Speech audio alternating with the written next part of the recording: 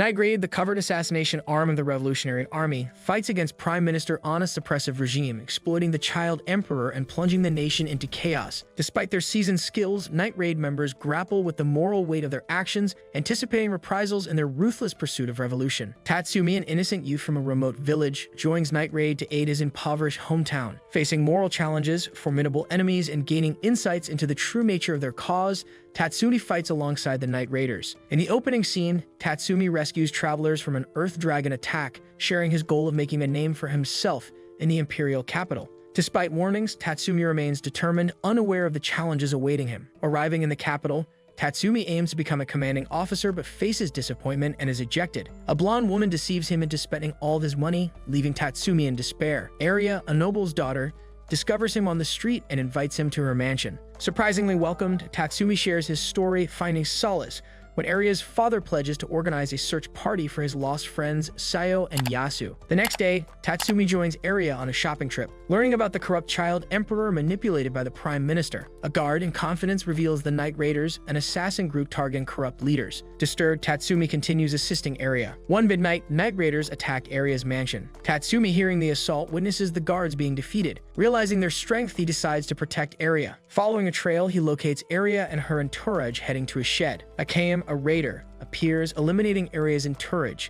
Tatsumi intervenes, determined to save Arya. Facing Akame, Tatsumi's protection artifact is revealed. As Akame prepares for a strike, Leon, the blonde deceiver, intervenes, saving Tatsumi. After the chaos, Leon exposes the grim reality of Tatsumi's benefactors. Among dismembered bodies, Tatsumi finds his friend Sayo, lifeless. Another friend, Yasu, recognizes Tatsumi's voice from a dungeon. Attempting escape, Arya is brought back by Leon. Denying knowledge, Arya eventually admits jealousy toward commoners in the Imperial City. Tatsumi, driven by revenge, fatally slashes Arya. Yasu, freed, passes away, urging Tatsumi to promise a better life for himself and others in the capital. As the assassins depart, Leon takes Tatsumi to their hideout, and he is eventually accepted into the Night Raiders. The next day, Tatsumi buries his friends in the forest plains. While paying tributes, Leon appears and questions if he's ready to join them. Startled by past mishandling, Tatsumi fears Leon. However, as a member now, Leon pets him and introduces him to other assassins. Back at the mansion, Leon guides him to Sheele, gentle yet deadly, aiding Mine, a sassy teaser, and Bulat, big and strong but with awkward preferences, follow. Then they meet Lubbock, disciplined by Leon. Moving on, they encounter Akame consuming a huge fish by a fire. Discussing matters, the Night Raiders' boss arrives, scolding Leon. After apologies, he arranges an emergency meeting to address new developments. During the meeting, the boss questions Tatsumi's motive. Despite conflicting views, Tatsumi joins Night Raid, persuaded by the boss. By the meeting's end, Tatsumi is determined for success. Before his excitement takes over, the boss warns Tatsumi about the risks of joining. Capture during a mission means immediate, irreversible death. Success, however, promises restoration to the nation's former glory. Tatsumi agrees with a condition: compensation for his village's troubles. Now it's time to train Tatsumi, starting with Akame, responsible for house cooking. The next day, Tatsumi joins Akame in the kitchen, earning Mine's teasing. Later, Akame takes him fishing at a nearby pond,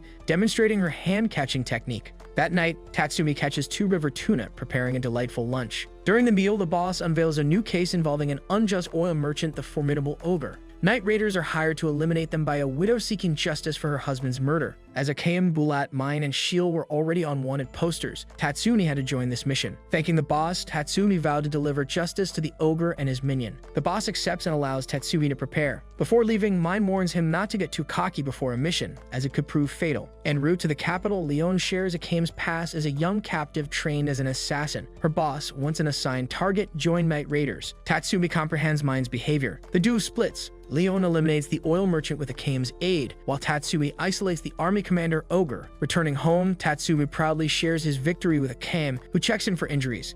Surprised by her openness, Tatsumi reciprocates. Leon teases him, leaving him pink with embarrassment. A few days later, boss assigns a mission to eliminate a suspected group of enemy assassins. Bulat dons his Imperial armor relic in Kuro, impressing Tatsumi before joining the search. Akame swiftly dispatches 3 assassins in the forest, while Mine uses her Imperial gun at long range. Leon's feral ability and loose barbed wires take down the remaining foes. Bulat, attacked by assassins, skillfully defeats them with his lance. Returning to their hideout, Tatsumi reflects on the group. The next morning, Tatsumi searches for Mine, finding Sheele and another assassin. He locates Mine's room, surprising her by entering without knocking. Mine shoots at him, Tatsumi dodges, apologizes, and wakes up the others. Mine dresses, and they head to town together. While strolling, Tatsumi discusses the city's harsh reality with Mine, encountering bullies harassing a girl. Mine intervenes, dispelling the threat before they continue. Spotting wanted posters, they discuss their team members, with Tatsumi noting Bullet's transformation in a pre-joined photo. Continuing their quest for clothes, Tatsumi and Mine lunch at an outdoor restaurant. A disagreement leads to Mine physically reprimanding Tatsumi, emphasizing his inexperience. Despite this, Tatsumi remains determined. Later, they witness a gory execution in the public square, triggering flashbacks. The Emperor orders another execution, backed by the Prime Minister. Afterward, they return to their hideout, discovering a new mission: assassinate ISAC Call, a distant relative of the Prime Minister, that very night. Approaching ISAC's mansion, they camp near the entrance. Mine uses her Imperial sniper gun to fatally shoot ISAC. They briefly consider confronting the guards, but decide against it due to the risks associated with the capital's martial arts training. Mine reveals her backstory and determination to restore her country, earning money for a comfortable retirement. Arriving at the rendezvous, they find no one but are soon challenged by one of ISAC's guards. Despite a graceful dodge, Tatsumi holds the guards still, allowing Mine to deliver a fatal shot. Not bad. They return to the hideout with their team. Meanwhile, in the city's dark corners, assassin Zank, armed with his Imperial Ri, goes on a night hunt. Zank sadistically kills a couple even after the woman promises to talk if spared, ending the act with a maniacal laugh. Tatsumi rises early for sword training, with Bulat learning proper form. Later, Akame calls in for breakfast and Tatsumi observes her fast eating. Meanwhile, the boss discovers a fatally injured soldier with a list of supporters for the revolt. After collecting the note, the soldier peacefully passes away. During a nightly meeting, the boss reveals a serial killer, identified as Zank, a former Imperial executioner turned rogue. Tatsumi, teased for a funny face, inquires about Imperial relics' origins. The boss recounts their history, beginning a millennium ago when the Empire's founder sought to safeguard against corrupt rulers. 500 years ago, during the Civil War, half of the relics were stolen. The assassins recovered one, granting them power equal to 1,000 men. Akame's Murasame is a cursed sword that poisons all it cuts. Leon's Beast Ruler belt enhances combat strength and senses. Mine's pumpkin is fueled by fighting spirit, dealing long-range damage. Bullets in Curcio provides absolute defense, but stresses the wearer, killing the unworthy. Tatsumi questions the boss about his relic, seeking reassurance before the mission. That night with Akame, he faces Zank, who uses his mind-reading relic to target Tatsumi. Abducted during a break, Tatsumi follows an apparition of Sayo to a tower where Zank reveals himself and reads Tatsumi's thoughts. Shocked but determined, Tatsumi fights Zank to buy time for Akame. Before the clash, Tatsumi identifies Zank's relic as a mind-reading forehead protector. Annoyed, Tatsumi attacks fiercely, but is overpowered and cut. Despite the pain, he persists, shouting for Akame. Zank urges him to beg for his life, but Tatsumi powers up, landing a strike. Just in time, Akame arrives, halting Zank. Zank, now serious, uses his protector to check for hidden weapons, finding none. Akame fights, but Zank reads her emotions, creating a deadlock. Probing about voices, Zank questions Akame, who denies hearing them. Using his power, Zank shows an apparition of her friend, expecting her to freeze. However,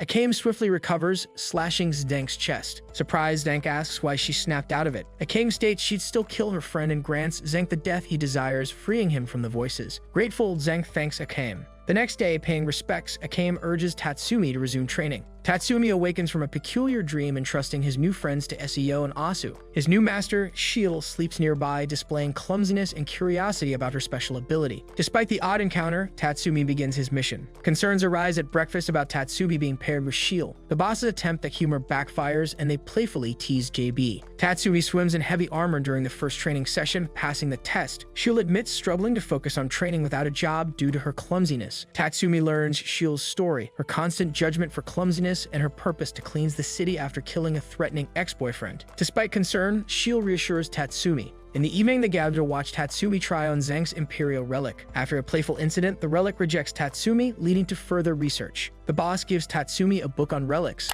mentioning the ice-controlling relic used by Numa C. Tatsumi pledges to find all relics to revive his friends, but Bulat reveals relics can't bring back the dead. Devastated, Tatsumi mourns at his friends' graves, comforted by Sheele. Meanwhile, the Empire defeats Numa C in the north, seeking a formidable foe for the leader. Leon takes Tatsumi to the slums where she grew up. Simultaneously, Generals Nakakito and Hemi defect to the Revolutionary Army. The Prime Minister shifts focus to the Night Raider issue, suggesting Esdeath's return. Tatsumi encounters Siryu with her Imperial relic, Hitomaner. Siryu offers help, guiding Tatsumi back to the capital and vowing revenge on her former boss's death. Leon and Tatsumi infiltrate the Red District capital to rescue kidnapped women. Using her belt's power, Leon carries Tatsumi with monkey-like jumps to the target building. Racing past guards, they hide in the ceilings and Leon opens a hatch for Tatsumi to observe below. Tatsumi witnesses a mist-filled room where women are kept, discussing their mistreatment. Two men enter, planning to replace one woman with the next shipment. Appalled, Leon and Tatsumi eliminate the criminals, including corrupt grandpas and sons. After purging the city of criminals, Leon and Tatsumi head home. Tatsumi asks about the kidnapped girl's fate. Leon explains they'll be cared for by a countryside doctor. Mine and Sheele rush home after a mission. On their way, they encounter Seiryu, accusing one of them of being a Night Raider, expressing hatred. Seiryu promises a quick death, determined not to back down. Mine attacks, but Seiryu's relic blocks it. Seiryu's living relic grows, attacking Sheele, who defends with her blade relic. Despite Mine's shot creating a hole, it heals immediately. Mine realizes the dog's strength lies in a regenerating core. Before identifying it, Sheele commands the dog to attack. Seiryu signals reinforcements while holding off the enemies. Sheele uses her hidden ability, X, attacking at incredible speeds. She chases Seiryu to the forest, cutting both her arms. Seiryu tricks Sheele, materializing guns from her cut arms. Sheele blocks and cuts off the guns. Seiryu commands Kororo to grow into a wolf. Kororo captures Mine, but Sheele intervenes, freeing Mine. As a parting gift, Sheele uses her ecstasy to release a blinding light, allowing Mine to escape. Mine, looking back at Sheele, promises never to forget her. Racing back to her hideout, Mine appreciates the Night Raiders' love, wishing she could be with them again. Seiryu, declaring herself the ambassador of justice, returns to the hideout, bringing sorrow. Tatsumi urges Mine to pursue Sheele's killer, but the boss cannot sanction it. In the rain, Mine vows to avenge Sheele in the future. Tatsumi and his friend's grave reflects on recent moments with Sheele. Determined, he vows to end the Prime Minister by dawn. Esdeath returns as the proud owner of the Ice Controller Imperial Relic. Upon arriving at the capital, Esdeath, acknowledged for her prowess in the Northern Ice Battle, receives 10,000 gold pieces from the young Emperor and Prime Minister. Despite her gratitude, she desires more, revealing an unusual request: to experience love. The rulers, perplexed, contemplate her wish. The Prime Minister, recognizing her loyalty, advises fulfilling her desires for stability. The Emperor agrees, assuring Esdeath and receiving a list of her ideal man's qualities. In the subsequent scene, Tatsumi does dishes while Akame assists Mine with her meal. Tatsumi regrets not eliminating Seiryu at the royal palace. Esdeath discusses her ideal man's traits with the Prime Minister,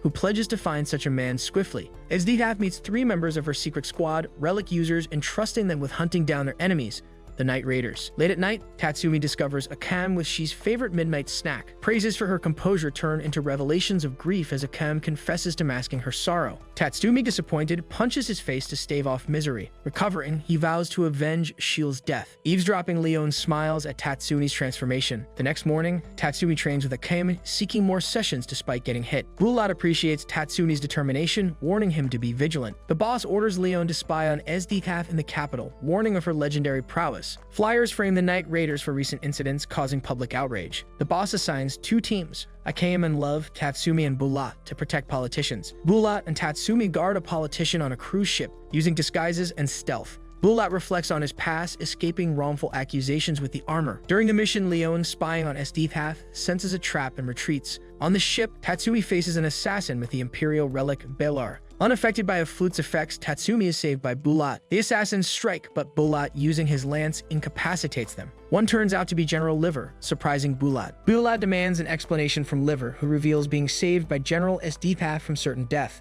Bulat sees Liver's loyalty has shifted and readies his lance, pledging to complete the mission even at the cost of his life. Liver, revealing his Imperial relic, a dragon organ-forged ring controlling water, sets the stage for their fair fight on a ship. Good job! Unfazed, Bulat prepares for Liver's attacks. The flute guy interrupts, targeting Bulat, but Tatsumi intervenes. Liver summons a serpent, but Bulat triumphs. Suspended, he strikes from above, but halts for the flute guy, who then reveals his weakened state. Bulat rests, Liver gloating until reminded of his own injuries. Liver attempts to recruit Bulat into Death's army, emphasizing the power and benefits. Bulat declines, prompting a relic-free duel after Liver injects a strength-boosting substance. That's not fair! Sword drawn, Bulat fights for honor. He wounds Liver, who unveils a hidden ability, turning his blood into attacking pincers. What? Despite blocking most, Bulat is injured. Liver confesses that Esdeath promised him happiness in exchange for joining her army due to attention deficit disorder. Liver succumbs, revealing the poison in his blood sword, endangering Bulat. Bulat points Tatsumi to their final foe, the flute guy, who buffs up. Tatsumi, unarmed, receives Incursio's key from Bulat, urged to use it despite the flute guy's discouragement. Bulat sternly rebukes Tatsumi for letting the enemy dictate his actions, delivering motivating words and urging self-belief. Tatsumi, inspired, takes a leap of faith, activating the Incursio armor. As the flute guy approaches, Tatsumi screams Incursio, transforming into a powerful dragon tyrant. The enhanced Tatsumi swiftly defeats the flute guy with a powerful punch, ending the threat. Bulat, proud of his student, smiles before succumbing to death. Tatsumi grieves over his fallen comrade. Later, Kurome, Akame's sister, snacks amidst numerous corpses. Informed of her summons by General Esdeath, she prepares to head to the capital. After rejuvenating in a river, our protagonist prepares to avenge her friend's murder. At the mansion, she encounters unexpected scenes of Love and Tatsumi doing push-ups. Leon mocks Love, prompting a playful retort from Akame. The boss, a disguised woman and war general, reveals her mission to gather relics and recruit from the revolution. Tatsumi struggles, but the boss assures his strength. Entrusting Akame with leadership, the boss praises Tatsumi. Death sets off to find new comrades. In the capital Wave, a stylish country hick joins a group with an oddball masked figure fixated on him. Wave feels uncomfortable and awaits introductions. Bulls, the masked guy, discloses his association with the Incineration Squad. Master attacks, revealing herself. Death names them Jor, explains their mission, and unveils a tournament to find a relic wielder. Tatsumi infiltrates the capital's bookstore with Leon and Love, preparing to face their new enemy, Esdeath. Once close to their boss, join a mission against rebels using her relic holders to freeze a large body of water. Death organizes a tournament, and Tatsumi impressively defeats an opponent with a goat-like head. Captivated, Death attaches a collar to Tatsumi, taking him to her quarters. Night Raid plans to rescue him from Esdeath's clutches. Esdeath takes Tatsumi on the Jager squad's first mission, intending to show him the ropes. While Seiryu and the others showcase their powers, Tatsumi realizes the team's destructive capability. Esdeath promises to train him and expresses strange feelings. Tatsumi, influenced by her innocent smile, decides to recruit someone like Esdeath for the Night Raiders. That night, Tatsumi waits for Esdeath in her quarters. Despite distractions from Esdeath's revealing outfit, he gathers courage to ask her a question. Before he can speak, Esdeath kisses him passionately. Tatsumi interrupts, asking the question, and Esdeath reassures him, slapping him for his unreasonable request, but promising her constant support. Tatsumi attempts to manipulate Esdeath using her love for him, but she refuses. Instead, she suggests a peaceful night and asks him to join her in bed. We don't do that here. Aware of the consequences, Tatsumi briefly considers escaping but returns to sleep with Esdeath. Earlier that day, Esdeath presents Tatsumi to her Jager team as her lover. She seeks advice on winning his heart, and despite initial shock, Bus advises persistence. Tatsumi, sleep-deprived, joins Wave and Kurome for breakfast. He notices Kurome's Akame-like vibe and learns of her connection. Esdeath invites Tatsumi to hunt with her at Fake Mountain. Unaware of his distraction by her physique, she sends Wave with Tatsumi to scout the west side. Tatsumi faces Wave, mistakenly thinking a fight is imminent. Wave allows Tatsumi to handle tree gump monsters before Tatsumi escapes with the Incursio armor. Realizing the consequences, Wave activates Grand Chariot to trace Incursio, catching up quickly. Mistaken for a Night Raider, Wave attacks Tatsumi, who rides river waves to escape. Tatsumi swims ashore, injured, and a danger-leveled beast appears. Akame arrives in time, saving Tatsumi, and they return to the group. Love leads them to the new hideout. Esdeath punishes Wave for his failure, dismissing him with a warning. The Jager team discusses what to do if Tatsumi is an enemy, with Esdeath secretly longing for their reunion. Meanwhile, Tatsumi shares intel about Esdeath's strength. Despite the challenge, Akame vows to defeat her. Stylish discovers Tatsumi's location and calls for backup, using genetically modified humans to track him at the Night Raid's hideout. The Night Raiders, celebrating Tatsumi's return, are interrupted when Leon, fetching water, encounters an underwater threat attacked by a Jager. Stylish launches a full-scale assault. Love alerts others, facing Stylish's minion, but is aided by Lu. Love battles a genetically modified foe, then encounters masked enemies, escaping with Akame's intervention. Akame struggles against a formidable enemy, while Tatsumi confronts Kakuzan, Sheele's relic holder. Tatsumi, angered, attacks Kakuzan, who damages Incursio. Mine defeats Kakuzan, reclaiming Xiao's relic. A dangerous air manta reveals Night Raiders boss, General Najenda, and two allies with Stylish. Najenda welcomes new recruits to the Night Raiders, anticipating a fight. Akame severs her enemy's arm, but faces retaliation.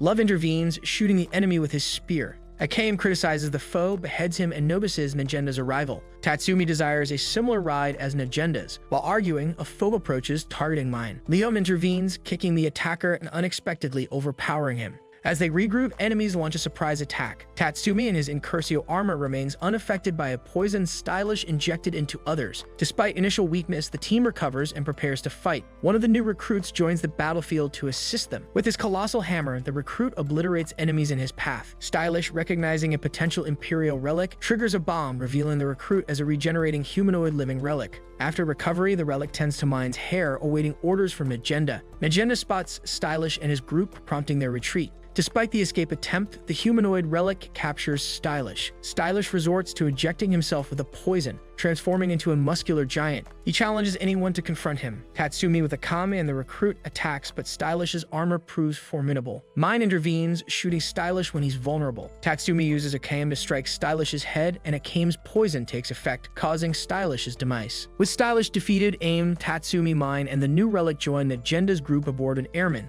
seeking a new hideout. Navigating through a forest, Tatsumi enjoys the ride while Mine and the new relic endure the cold breeze. The Airmanta stops at the Mar Highlands, strategically chosen for its secrecy due to high-level danger beasts serving as their training ground. Nagenda introduces two recruits, Chelsea, a skilled assassin and master of disguise, and Susanoo, an imperial relic with bodyguard abilities and swift shore performance. Despite mixed reactions, Magenda emphasizes Susanoo's convenience. Chelsea irritates Mine, and Lou mocks the new relic. In the capital, Esdeath worries about Tatsumi and checks on Seiryu, who grieves her losses. Esdeath promises justice against the Night Raiders.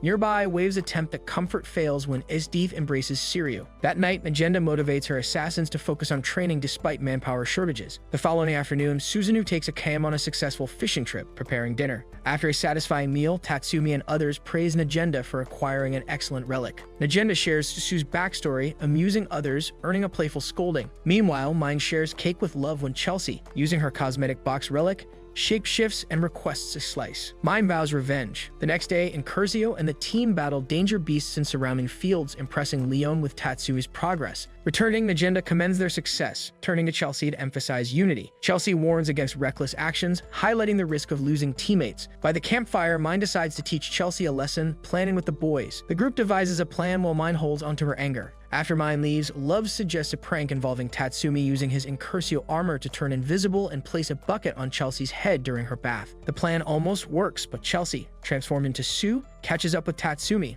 freezing him. Chelsea reveals herself, admonishing him for the prank, impressed by his maturity. She confides in him about her tragic past, warning him not to underestimate her. The next day, Esdeath accompanies Seiryu in the capital, observing her frailty and resolving to watch over her. That night, Golem-shaped danger beasts attack in Mine, devouring workers under the control of an unidentified individual.